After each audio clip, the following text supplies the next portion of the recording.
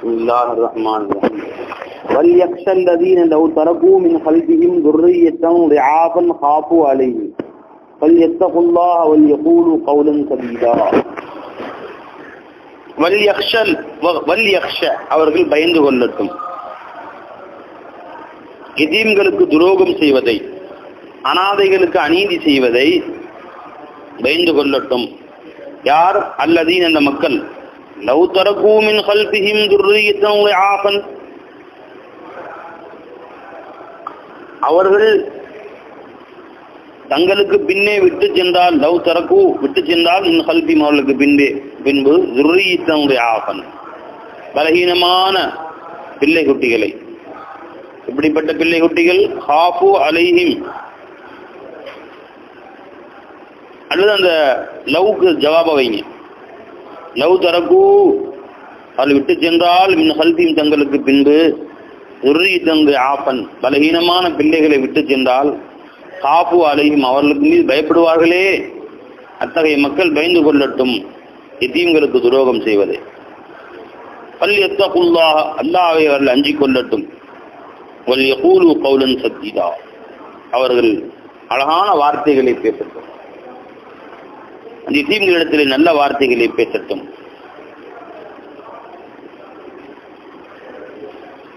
அல்லது அந்த எதீம்களை விட்டு செல்லக்கூடிய அந்த பெற்றோர்களிடத்திலே நல்ல வார்த்தைகளை பேசட்டும்.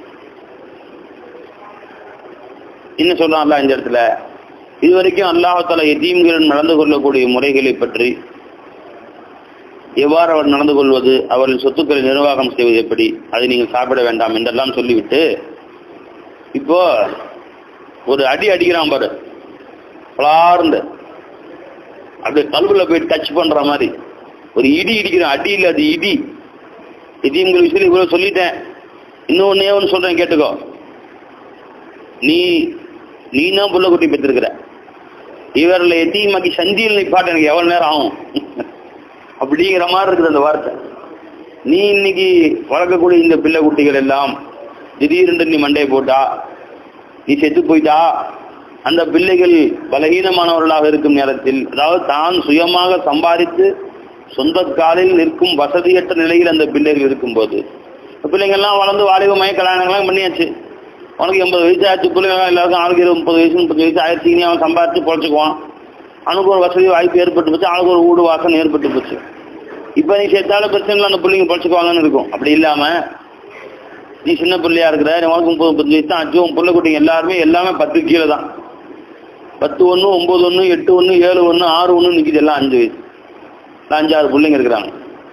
இந்த நேரத்தில் நீ திடீரென்று மரணம் அடைந்தால், அல்லாஹ் இலாஹா இருக்கிறான், அதாவது உன் பிள்ளைகளை ஆளாகிறதுக்கு அல்லாஹ் இருக்கிறான். இருப்பின்னு யோசிச்சு பாரு அந்த பிள்ளையோட கதியை.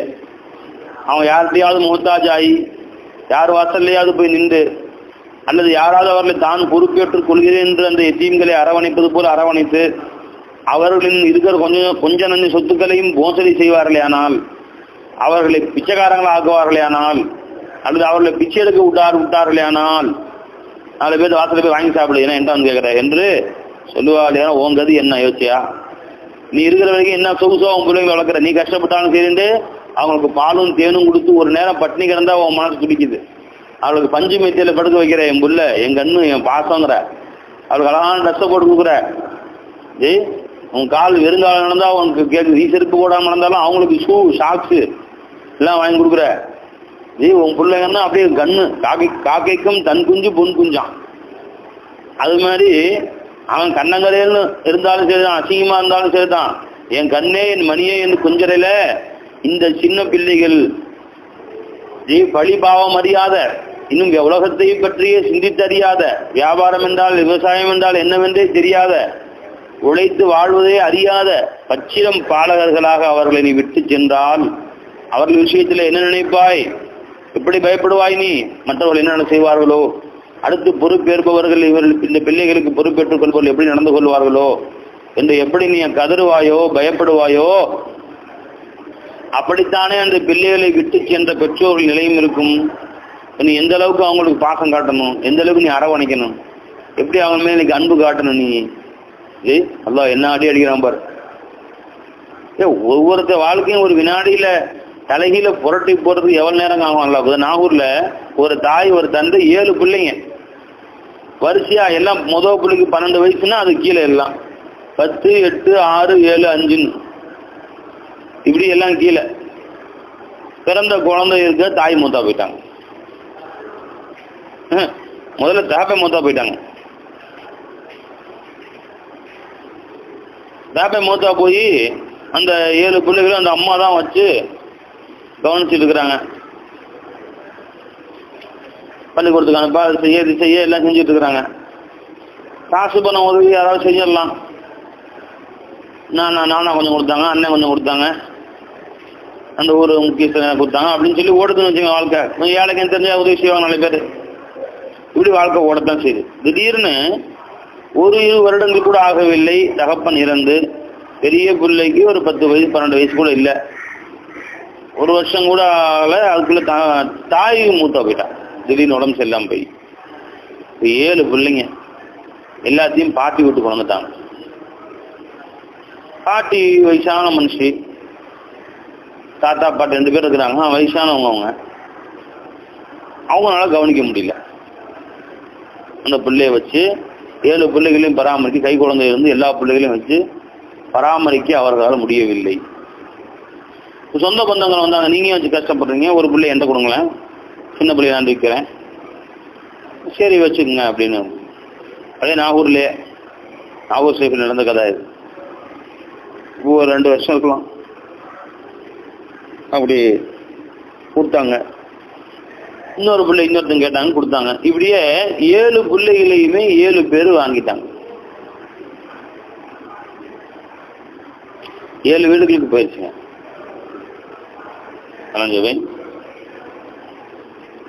அங்க போய் கொஞ்ச நாள் அழுதுதான் இருந்துச்சுங்க. அம்மா அண்ணனை பாக்குறேன், அம்மாவை பாக்குறேன், தங்கச்சி பாக்குறேன், அழுதுகிட்டு இருந்துச்சுங்களா. அப்புறம் அந்த வீட்டு பிள்ளைகளோட சேர்ந்து பழகி சுத்தமா மறந்துருச்சுங்க.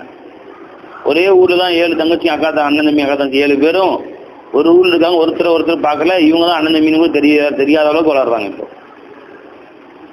என்றைக்காக தெருவில் சிந்தித்துக் கொண்டால் கூட எங்க அண்ணன், என் தம்பி, என் தங்கச்சி எனக்கு தெரியாத அளவுக்கு அவர்கள் இன்று வளர்ந்து கொண்டிருக்கிறார்கள். ஒரே குடையின் கீழே ஒரே பாயில படுக்க வச்சு அம்மா கொஞ்சி அத்தா கொஞ்சி வளர்த்த அந்த சிறுவர்கள் இந்த தனித்தனியாய் எவரும் அந்த பின்னாடி சொல்லிக் கொடுப்பாங்க. இவங்க தங்கச்சி அக்கான்னு சொல்லலாம், சில பேர் சொல்லாமன்னு இருந்துடலாம். பல பேர் வளர்ப்பு பிள்ளை தாம் பிள்ளைன்னு சொல்லிடுறாங்க. சில நேரங்களில் கடைசி வரைக்கும் அந்த பிள்ளைக்கு இவங்க தான் அம்மா அப்பத்தானே வளர்ந்துடுறாங்க. அந்த மாதிரி ஆகிவிடலாம். அல்லாஹு ஆலம். அந்த மாதிரி ஒரே வருஷத்துல அவர்களை அக்குவேறு ஆணிவேராக ஒவ்வொரு இடமா பிரித்து போடுவதற்குண்டான ஆற்றல் அல்லாஹ்வுக்கு இருக்கு. பி கேர்ஃபுல்லுங்கிற அல்லாஹ் தஆலா, உஷாரா இருந்துக்கோ ஜி. அப்ப நீ இன்னைக்கு சந்தோஷமா இருந்துடலாம். யாரோ விட்டு போன பிள்ளைகளை யாரோ பிள்ளைங்கன்னு நினைச்சு அவங்களை நீ எத்தீம்களை மோசடி செய்யாது. அவங்க சொத்துக்களை சாப்பிடாத. ஓம் பிள்ளைகளை பாரு, நீ பாரு அவங்கள என்னாடி அடிச்சு அம்பாருங்க மூலத்தால அதிர்ந்து போயிடணும். எத்தீம்களை கை வைக்கிற பிள்ளைங்க அல்லாஹ் சொல்றான் பாருங்க, வல்யக்ஷல்லதீன லவ் தரக்கூ மின் கல்பிஹிம், அவர்கள் அஞ்சிக் கொள்ளட்டும் யார் தங்களுக்கு பின் பலஹீனமான சம்பாதிக்க தகுதியற்ற சிறுவர்களை குழந்தைகளை அவர்கள் விட்டு சென்றால், காப்பு அலையும் அவர்கள் மீது அச்சம் கொள்வார்கள், அந்த பிள்ளைகள் என்ன கதி ஆவார்களோ என்று அவர்கள் பயந்து கொள்ளட்டும்.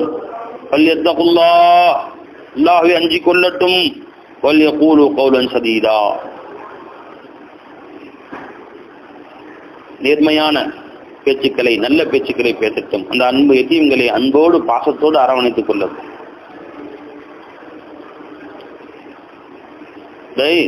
இப்போ நீங்க பெரிய பிள்ளைங்க, நீங்க தஃசீர் ஓதுறீங்க, பெரிய பெரிய கிதாப் ஓதுறீங்க.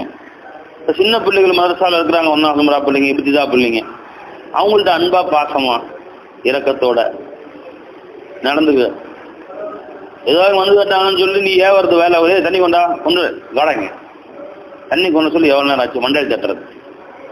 ஏன்னா உங்கள்கிட்ட வேலைக்காரனா எதுக்கத்தாலும் அவங்களை அடிக்கிறது, இதுக்கெல்லாம் சண்டை போடுறது. அவங்கள்ட்ட இந்த புத்தி இருந்தால் யோசிச்சுக்கோ, நாளைக்கு உன் பையன் ஒரு இடத்துல கொண்டு போய் சேர்க்கும்படி நிலைமை ஏற்பட்டால் அங்க இருக்கக்கூடியவர்கள் காலையில் சாயந்தரம் வரைக்கும் ஆளாளுக்கு மண்டையை தட்டினா ஒன்று கதி எப்படி இருக்கும், ஒரு நிலைமை எப்படி இருக்கும், அதை யோசிச்சுக்கோ.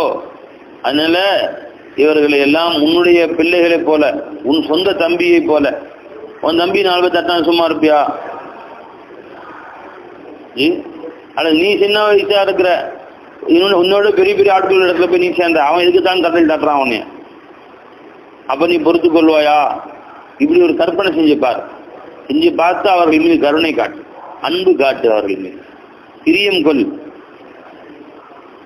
இந்த உயர்ந்த ஒரு விஷயத்தை அல்லாஹ் தஆலா ஒருவரும் தன்னை கொண்டு கியாஸ் பிடிங்க.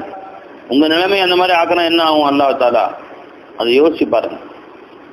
வல்யகூலு கௌலன் சதீதா, அழகான பேச்சுக்களை பேசுங்க. வாமா கண்ணு, என் செல்லம் வாமா அப்படின்னு அன்பு காட்டுற அன்புல அவன் அம்மா அத்தாவை மறந்துடணும். தாஹா நபியிடம் பழகிய குழந்தை தாயிடம் செல்வதில்லைன்றான். ஸைத் பின் ஹாரிஸா ரலியல்லாஹு அன்ஹு பெருமானார் ஸல்லல்லாஹு அலைஹி வளர்த்தாங்க. அவன் அம்மா அத்தா தேடி வந்துட்டாங்க. வா கண்ணே மகனே, உன்னை வீட்டுக்கு கூட்டி போறேன். எப்பா நான் வரமாட்டேன்ட்டான். ரசூலுல்லாஹ் வந்து சொன்னாங்க, யார் ரசூலுல்லாஹ், என் பையனை எங்களோட அனுப்பிச்சு வைங்க. நான் அவர் இஷ்டத்துக்கு விட்டுட்டேன்ட்டாங்க. சொல்லார், அவர் எங்க விரும்பினாலும் இருந்து போல, உங்களோடு வர விரும்பினாலும் அழைத்து செல்லுங்கள். அவர் விடுதலை ஆக்கிட்டேன், அடிமையா இருந்தாலும் விடுதலை ஆக்கிட்டேன், சுதந்திரமாக்கிட்டேன். அவருடைய விருப்பத்தை விட்டுறேன், என்னோட வச்சா நான் இருந்து வச்சுக்கிறேன், ஒன்றும் பிரச்சனை இல்லை அப்படின்ட்டாங்க.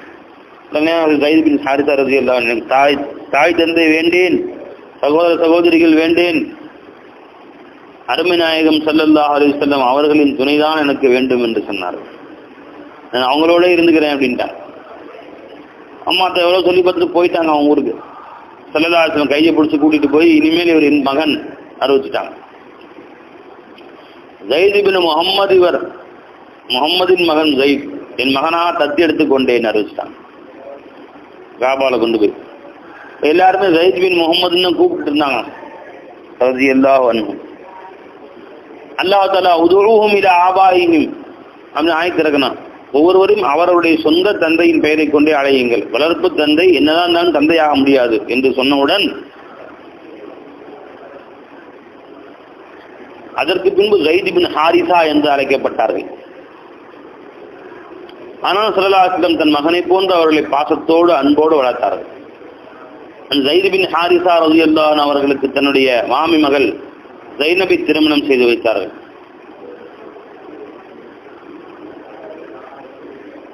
அதுக்கு பின்னாடி அவங்க உம்மு ஐமன் என்ற பெருமானார் ஸல்லல்லாஹு அலைஹி வஸல்லம் அவர்களுடைய வளர்ப்பு தாயில அவங்களுக்கு பால் கொடுத்தவர்கள் அவங்களும் ஒருத்தவங்க.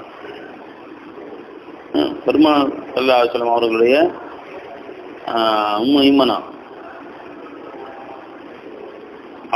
அவர்களை திருமணம் செய்து வைத்தார்கள். உம்மு ஐமன் தான் நினைக்கிறேன், சரியா ஞாபகம் இல்லை. அவர்களுக்கு அதற்கு உசாமா பின் ஸைத் ரலியல்லாஹு அன்ஹு பிறந்தார்கள். அந்த உசாமாவையும் தன் அன்பு பேரப்பிள்ளையை போன்று பெருமானார் ஸல்லல்லாஹு அலைஹி மடியிலே தூக்கி வைத்து கொஞ்சி வளர்த்தார்கள். அந்த இருவரும் மேலும் அதிக அன்பு வைத்திருந்தார்கள். எந்த அளவுக்குன்னா ஹதீஸ்ல வருது, பெருமானிடத்தில் மிக பிரியமானவர்கள் யார் என்று கேட்கப்பட்ட பொழுது பெருமானார் சொன்னாங்க ஸல்லல்லாஹு அலைஹி வஸல்லம், உசாமாவும் அவருடைய தந்தையும் என்று சொன்னார்கள். ஒருமுறை உங்களுக்கு மக்களில் மிக பிரியமானவர் யார் என்று கேட்டபொழுது உசாமாவும் அவருடைய தந்தையும். பெருமாள் வீட்டு பிள்ளைகளாகவே அவர்கள் வளர்ந்தார்கள். உசாமா பின் ஸைத் ரலியல்லாஹு அன்ஹு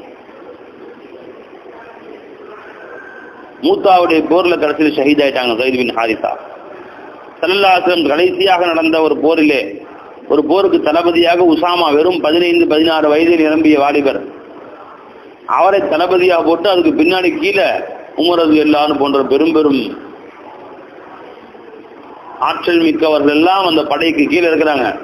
தளபதியாக உசாமாவை போட்டு அனுப்பி வைத்தார்கள். யாரும் கேள்வி வைக்க முடியுமா? பெருமானார் நியமிச்சது. அந்த நேரத்தில் பெருமானார் ஸல்லல்லாஹு அலைஹி வஸல்லம் வஃபாத் நிகழ்ந்தது. உடனே எல்லாம் அந்த படை திரும்ப வந்துருச்சு போர் செயல. அபூபக்கருக்கு கலீஃபா வரணும், முதல்ல அந்த படையை திருப்பி அமைச்சு வச்சாங்க.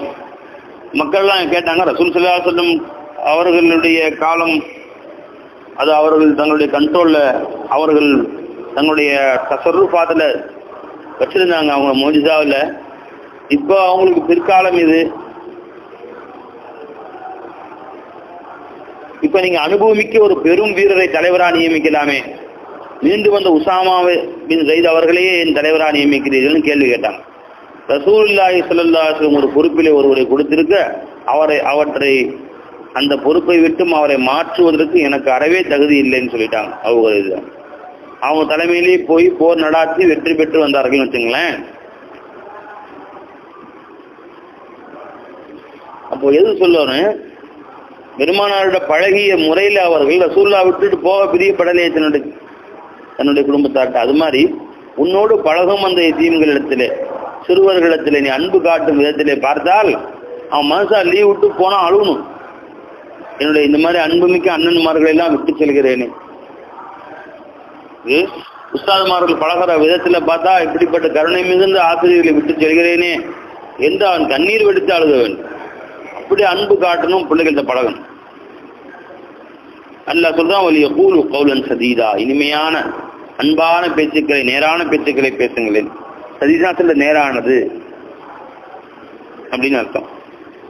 ஒன்று அந்த எத்தீம்களிடத்திலே அன்பான பேச்சுக்களை பேசுங்கள், ஒரு கருத்து. இன்னொரு கருத்து, அந்த மையத்திடம் ஒருத்தர் இறந்து போக போறாரு, அவங்க பிள்ளைங்க இருக்கிறாங்க, அன்பா பேசணும், கவலைப்படாதீங்க, உங்க பிள்ளைகளுக்கு நான் என் சொந்த பிள்ளைகளை விட நான் அதிகமா பாத்துக்கிறேன், அந்த பிள்ளைங்களை கண்ணியமா பாத்துக்கிறேன் எந்த அல்லாஹ் தஆலா கூறுகிறான். அவ்வாறு அன்பான வார்த்தைகளை பேசுங்கள். இன்னல்லதீன குருன் அம்வால் யதாமா துல்மன், யார் எத்தீம்களுடைய பொருட்களை அநீதியாக உண்ணுகின்றார்களோ, இன்னமா யகுலுன ஃபீ புதூனிஹிம் நாரா, நிச்சயமாக அவர்கள் தங்கள் வயிற்றிலே நெருப்பைத்தான் உண்ணுகின்றார்கள். ஃபஸயஸ்லௌன ஸஈரா, கொழுந்து விட்டெரியும் எரிக்கும் நரக நெருப்பிலே அவர்கள் போய் சேருவார்கள் கடைசியிலே. அப்ப எத்தீம்களுக்கு சொந்தமான பொருளை எந்த விதமான உரிமையும் இன்றி நீ கொள்ளையடித்து கேட்க ஆளில்லை என்று உட்கார்ந்து உண்ணுகிறாயா, உன் வயிற்றுக்குள் இறங்குவது சோறு அல்ல, அது நெருப்பு. உள்ள போய் நெருப்பு என்ன வேலை செய்தோ அதே வேலை செய்யும். நெருப்பு தண்டா என்ன ஆகும் பாய்? நெருப்பத்தை வாயிலப்படுத்திருந்தா என்ன ஆகும்? வாய் வெந்து குடல் வெந்து சாவான். இதுவரை உடலுக்கு தான் ஆபத்து, ஈமானுக்கு ஆபத்து இல்லை. எத்தீம்களுடைய பொருளை தின்ற அல்லாஹ்வுடைய பதுவாவுக்கு ஆளாகி, எத்தீம்களுடைய பதுவாவுக்கு நீ ஆளாகி, அது கடைசியில உன்னுடைய உலகத்தையும் கெடுத்து குட்டிச்சோராக்கி, உன்னுடைய ஆக்கிரத்தையும் கெடுத்து குட்டிச்சோராக்கி. அதனால நீ சாப்பிட்ற சோறு இல்லடா, அது நெருப்பு. இன்னல்லதீன யகுலூன அம்வால் யதாமா ஸுல்மன், யார் எத்தீம்களுடைய பொருளை அநீதியாக உண்ணுகின்றார்களோ, இன்னமா யகுலூன ஃபீ புதூனிஹிம் நாரா, அவர்கள் தங்களுடைய வயிற்றிலே நெருப்பை தவிர வேற எதையும் திங்கவில்லை. ஃபஸயஸ்லௌன ஸஈரா, மீண்டும் கடைசியாக அவர்கள் நரகத்துக்கு தான் போய் சேருவார்கள். இப்ப அல்லாஹ் ஜல்ல ஷானஹு தஆலா அடுத்தபடியாக உங்களுடைய பொருட்களில் யார் யாருக்கெல்லாம் எவ்வளவு பங்கு என்பதை மிக அழகான முறையில் சுட்டி காட்டுகிறார். உலகிலே எந்த நாடோ எந்த மக்களோ எந்த கூட்டமோ இவ்வாறு இறந்தவர்களுக்கு பங்கு பிரிக்கும் முறையை அவர்கள் அறிந்திருக்கவில்லை, யாருக்குமே தெரியாது.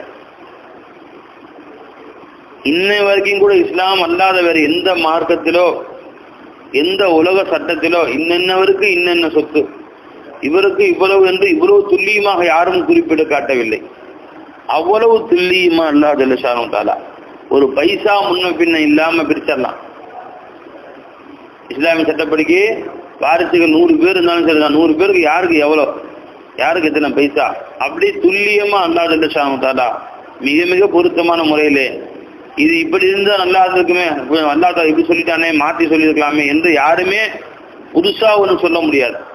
அந்த அளவுக்கு அல்லாஹ் தஆலா மிக அழகான முறையில பிரித்து காட்டிவிட்டான். மனைவிக்கு 8 புள்ள இல்லைன்னா, புள்ள இருந்தா, புள்ள இல்லைன்னா 4 கணவருக்கு புள்ள இருந்தா 4 இல்லைன்னா 2 பாதி. அம்மாவுக்கு 6 அத்தாவுக்கு 6 அம்மா அத்தா யாருமே இல்லைன்னா அம்மாவுக்கு 3 அத்தாவுக்கு 3 அம்மா அத்தாவும் அண்ணன் தம்பி 4 பேர் இருந்தாங்க அப்படின்னா அம்மாவுக்கு 6 அத்தாவுக்கு 6 5. அண்ணன் நம்பிக்கை எதுவும் கிடையாது. புள்ள குட்டிங்க ஆணோ பெண்ணோ கலந்திருந்தால் ஆணுக்கு 2 பெண்ணுக்கு 1. அண்ணன் தம்பிங்க அக்கா தங்கச்சிங்க ஆணும் பெண் கலந்திருந்தால் அண்ணனுக்கு சகோதரர்களுக்கு 2 பங்கு, சகோதரிக்கு 1 பங்கு. ஒருத்தர் இருக்கிறார், அவருடைய சகோதர சகோதரிகள் இருக்காங்க, அவங்களுக்கு சட்டம் என்ன? சகோதர சகோதரியில் தந்தை வழி சகோதரர் இருக்கிறாங்க, அவங்களுக்கு சட்டம் என்னன்னு கேட்டா சொந்த சகோதரர்கள் மாதிரி தான். தாய் வழி சகோதரர் இருக்கிறாங்க, தாய் வழி சகோதரனா யாரு? ஜெயிது இருக்கிறாரு, அவங்க அம்மா வந்து வேற கல்யாணம் முடிச்சு ஒரு பிள்ளை பெற்றாங்க. அவருக்கு ஜெயிதுக்கு தம்பியாச்சு, அம்ருன்னு பையனை பெற்றாங்க. ஆனா ஜெயிதுக்கு வாப்பா வேற, அம்ருக்கு வாப்பா வேற. முதல் புருஷனுக்கு பிறந்தது ஜெயிது, 2வது புருஷனுக்கு பிறந்தது அம்ரு. இவங்க 2 பேரும் தாய் வழி சகோதரர்கள், ஒரு தாய் பிள்ளைகள், தந்தை வேறு வேறு. தந்தை வழி சகோதரர்கள் யாரு? தந்தை 1 தாய் வேற வேற. ஒருத்தர் 2 கல்யாணம் முடிச்சாரு, இவருக்கும் புள்ள அந்த அம்மாவுக்கும் புள்ள. இவங்க 2 பேரும் தந்தை வழி சகோதரர்கள். இப்ப தந்தை வழி சகோதரர்களின் சட்டம் என்ன, தாய் வழி சகோதரின் சட்டம் என்ன, அப்படியே குர்ஆன் புட்டு புட்டு புட்டு புட்டு வச்சுட்டாங்க. எந்த பிரச்சனையும் வருவதற்கு வாய்ப்பே இல்லாம போயிடுச்சு. அஞ்சுங்களா? யூசிக்குமுல்லா, அல்லாஹ் உங்களுக்கு வசீத் செய்கிறான், அறிவுரை நல்குகிறான். வசிக்கித் அப்படின்னு சொன்னா விட்டு பிரியும் போது கடைசியாக சொல்லிக்கொள்ளும் சட்டங்கள், சொல்லிக்கொள்ளும் நசீஹத்துகள். இங்க அப்படி இல்லை. இங்க யூசிக்கும் அல்லாஹ் குர்ஆனை சொன்னா அல்லாஹ் வசீத்துனா அல்லாஹ் மூதா போறான். அவுது பில்லாஹ். அல்லாஹ்வுடைய வசீத்துன்னு அர்த்தம் என்ன? அல்லாஹ்வுடைய அறிவுரை. யூசிக்குமுல்லா யமுருக்குமுல்லா, அல்லாஹ் உங்களுக்கு உத்தரவிடுகிறான். யுர்ஷிதுக்குமுல்லா, வழிகாட்டுகிறான். யஹ்தீக்குமுல்லா, அல்லாஹ் உங்களுக்கு நேர்வழி காட்டுகிறான். அறியாத ஒன்றை உங்களுக்கு சொல்லித் தருகிறான் அர்த்தம். யூசிக்குமுல்லா, அல்லாஹ் உங்களை ஏவுகிறான். ஃபீ அவுலாதிக்கும், உங்களுடைய பிள்ளைகள் விஷயத்திலே. லிஸ்ஸகரி மிஸ்லு ஹல்லில் உன்ஸயைன், ஒரு ஆணுக்கு பங்கு இருக்கிறது, 2 பெண்களுடைய பங்கு. 2 பெண்களின் பங்கை போன்றது ஒரு ஆணுக்கு இருக்கிறது. அப்படின்னா எப்படி?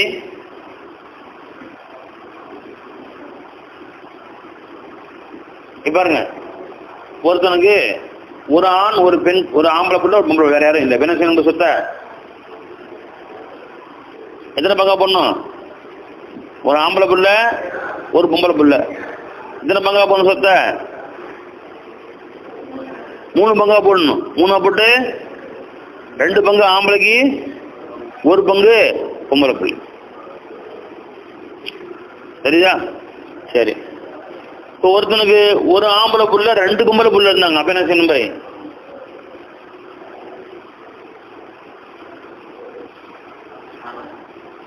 சொத்து 4ஆ போடணும். 4ஆ போட்டு ஆம்பளை பிள்ளைக்கு 2 பங்கு, பொம்பளை பிள்ளைக்கு 4க்கு 1 பங்கு, இந்த 4 ஆச்சு.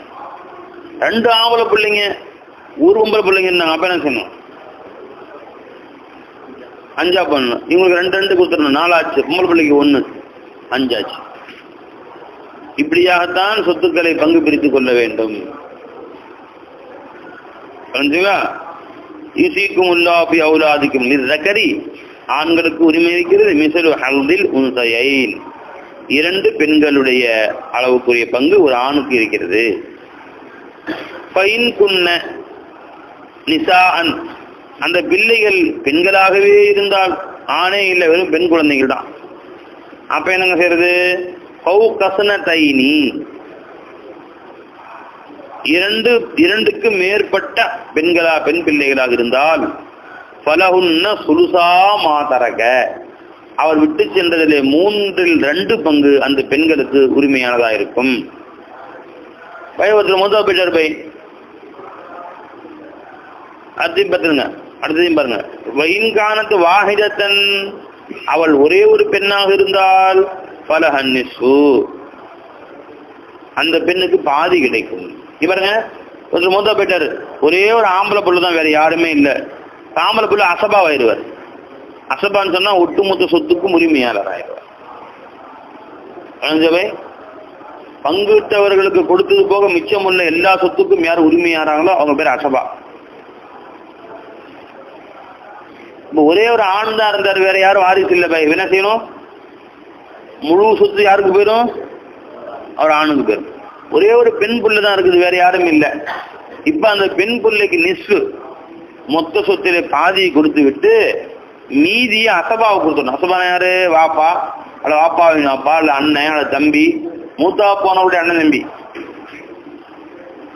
அவங்களாம் கொடுத்துட வேண்டியது. இந்த பொம்பளை பிள்ளைக்கு பாதி தான் கிடைக்கும். சரி, பொம்பளை பிள்ளைங்க 2 பேர் இருந்தாங்க, அல்லது 3, 4, 5, 10 இப்படி இருந்தாங்க. இப்ப சொத்துல 2 பங்கு எடுக்கணும்.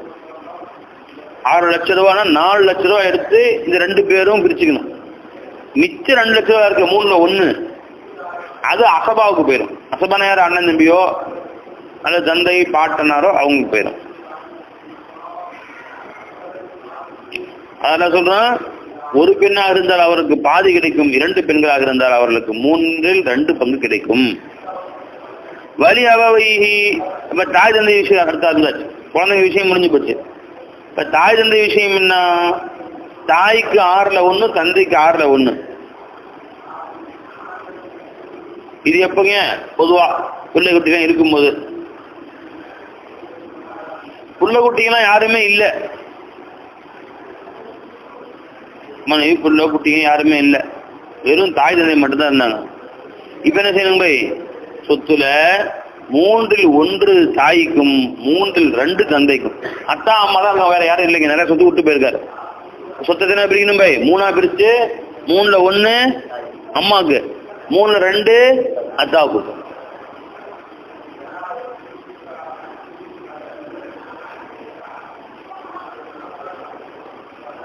இதுல ஒருத்தர் மூத்தா போயிட்டாரு, அவருக்கு அத்தா அம்மாவுக்கு அண்ணன் தம்பிகள் இருக்கிறாங்கன்னு வச்சுங்க. ஒரு 4 அண்ணன் தம்பி இருக்காங்க, 2க்கு மேற்பட்ட அண்ணன் தம்பி இருக்கிறாங்க, 2, 3, 4 இருக்கிறாங்க. இருந்தால் இந்த அண்ணன் தம்பிக்கு பங்கு போகாத அத்தா இருக்கும்போது, ஆனா இந்த அண்ணன் தம்பிங்க அம்மாவின் பங்கை குறைத்து விடுவார்கள். அம்மாவுக்கு 6ல் 1 கொடுத்துட்டு மீதி 6ல் 5ஐயும் பாப்பா தூக்கிவார். பாப்பாக்காருக்கு உரிமையா போய் 6ஆ பிரிக்கிற சொத்தை அம்மாவுக்கு 6ல் 1, அத்தாவுக்கு 6ல் 5, 6 லட்சம் ரூபான்னு சொன்னா 1 லட்சம் ரூபாய் அம்மா கொடுத்து விட்டு மீதி 5 லட்சம் ரூபாய் அத்தா தூக்கிவார். சகோதரர்கள் எதுவுமே கிடைக்காது.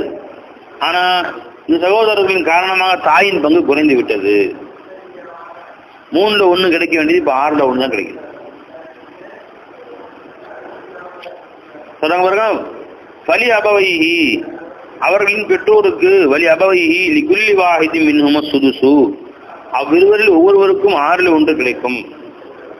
மிம்மா தரக்க, அவர் விட்டு சென்ற சொத்தில் இருந்தும், இன்கான லஹு வலதுன், அவர்களுக்கு பிள்ளை இருக்குமானால், பெண் பிள்ளையோ ஆண் பிள்ளை இருக்குமானால், இல்லம் யகுன் லஹு வலதுன், மூத்தா போன்றவருக்கு பிள்ளைகளே இல்லை, வரிசஹு அபவாஹு, அவருக்கு வெறும் பெற்றோர்கள் மட்டுமே, தாய் தந்தை மட்டுமே அவர்களுக்கு இருப்பார்களானால்,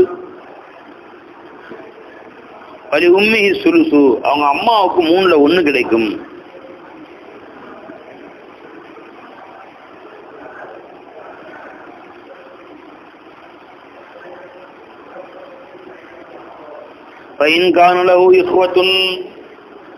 அவர்களுக்கு சகோதரர்கள் இருப்பார்களானால், அஹது ஜம்மு இஹ்வத் 2, 3 இருப்பார்களானால், வலி உம்மிஹி சுதுசு, அவங்க அம்மாவுக்கு 6ல் 1 தான் கிடைக்கும்.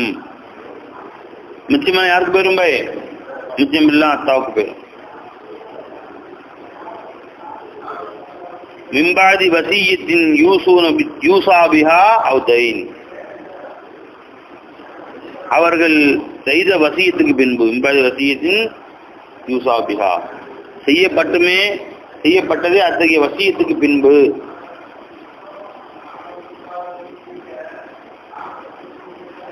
யூசானா மஃபூலுக்கு வச்சது, யூசின்னு படிங்க, 2 பேர் படிக்கிறான்னு போட்டிருக்காங்க. குர்ஆன்ல யூசி தான் வருது. மிம்பாதி வசியத்தி யூசி பிஹா அவுதைன், அவர் வசியத்தை, எந்த வசியத்தை செய்திருக்கிறாரோ அந்த வசியத்துக்கும் கடனுக்கும் பின்பு. முதல்ல கடன் நிறைவேற்றணும், அதுக்கு பின்னாடி வசியத்திருந்தால் சொத்திலே 3ல் 1 பங்கை எடுத்து வசியை நிறைவேற்றிக் கொள்ள வேண்டும். 3ல் 1 எடுத்து வசியத்தை நிறைவேற்றிக் கொள்ளலாம். மீதி 3ல் 2 வாரிசுகளுக்கு சொந்தமாயிரும். அதான் அல்லாஹ் ஒவ்வொரு தடவையும் மிம்பாதி வசியத்தி யூசி பிஹா அவுதைன், அவர் செய்த வசியத்தின் கடனுக்கு பின்பு என்று கூறுகிறார். சொல்ல சொல்றான், நீங்க நினைக்கிறீங்க என்ன தந்தைக்கு போகுது மகனுக்கு ஜாஸ்தியா கிடைச்சா நல்லா இருக்குமே, சில நேரத்தில் மகன் பிடிக்கல வாப்பாவுக்கு எல்லாத்தையும் கொடுத்துடணும், இந்த மாதிரிலாம் நீங்க என்ன வேண்டாம். அல்லாஹ் சொன்ன மாதிரி செய்யுங்க. ஆபாவுக்கும் அபுனாவுக்கும், உங்கள் பெற்றோர்களோ உங்கள் பிள்ளைகளோ, லா ததுரூன ஐயும் அக்ரபுல்லக்கும் நஃபா, உங்களுக்கு யாரை கொண்டு அதிக பலன் வரும் என்று யாரும் சொல்ல முடியாது, நீங்கள் அறிய முடியாது. அந்த 2 பேர்ல யாரை கொண்டு உங்களுக்கு நன்மை யாரை கொண்டு தீமை என்பது. சில நேரங்களில் தகப்பனை கொண்டு தீமை வரலாம், மகன் உங்களுக்கு நன்மை செய்யலாம். சில நேரங்களில் மகன் உங்களுக்கு தீமை செய்யலாம், தகப்பன் நன்மை செய்யலாம். ஆனால் இருவரில் யார் நல்லவர் என்று நீங்கள் அறிய முடியாது. எனவே அல்லாஹ் சொன்ன மாதிரி பிரித்து கொடுத்துருங்க. பரீலத்தம் மினல்லாஹி, அல்லாஹ்வின் புறத்திலிருந்து நிர்ணயிக்கப்பட்டதாக இருக்கும் இவைகள் எல்லாமே. இன்னல்லாஹ் கான அலீமன் ஹகீமா, நிச்சயமாக அல்லாஹ் அறிவுள்ளவனாகவும் ஞானம் உள்ளவனாகவும் இருக்கிறார்.